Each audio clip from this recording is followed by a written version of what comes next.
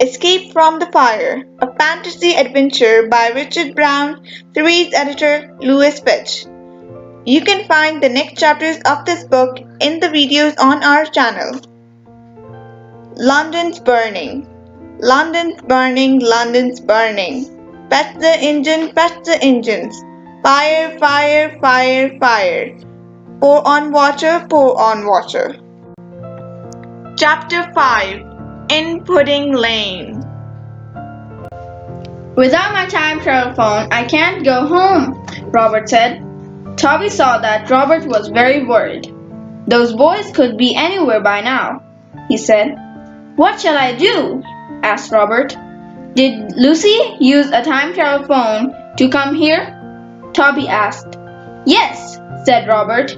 She's got a time travel phone. She can go home and get another one for me. Thank you, Toby. Toby grinned. Come on, Lucy's at home with Molly. Let's go and find her. Toby lived in a tall, narrow house at the north end of Pudding Lane. As they went into the house, Toby whispered, We must be very quiet. My mother's in bed. She's not well. The boys climbed the dark stairs. In a small room, they found the girls. Lucy jumped up. She was very pleased to see her cousin. Robert, she said, I've been so frightened. And I tried to go home, but the time travel phone does not work. Robert exclaimed that she had to spell the password backwards. Lucy was pleased to hear that. Toby looked at the time travel phone. This looks amazing. I wish my father could see this, he said. We can show it to him, said Lucy. No, he's not here. He's a sailor and he's at the sea now, far away. Robert said to Lucy, Some pickpocket stole my phone. Will you go home and get another one for me? Lucy put the password, place, and date into her time travel phone. She remembered to spell the password backwards. 1 minute she was there, the next minute she was not. Toby and Molly looked at each other in amazement. She'll be back soon, said Robert with a laugh. Toby nodded. Hey, he said, would you like to explore London while you are here? Yes, please, said Robert. Robert, Toby, and Molly left the house and walked down Pudding Lane. Robert stopped outside the baker's shop. Shall I tell Baker that the fire will start tonight? Maybe I can stop the Great Fire of London, he thought.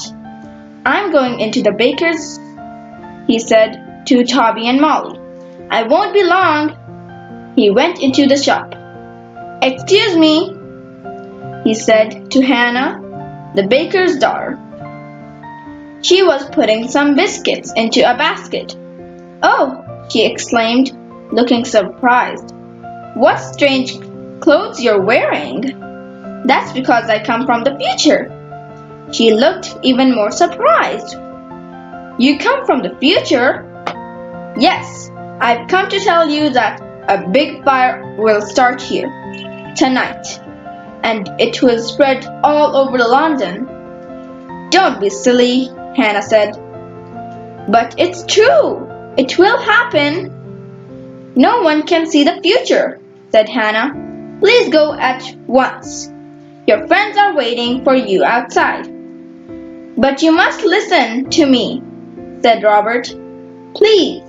Then a man's voice behind him said, What is happening here? Robert turned. It was Thomas Farner, the baker. Please, sir, you must believe me. A big fire will start here tonight. I know it will. Mr. Farner did not look pleased. Don't be silly now, Please leave my shop. The baker opened the shop door to let Robert out. You must listen to me, said Robert. Your shop will burn down tonight. Please believe me. The baker pushed him into the street.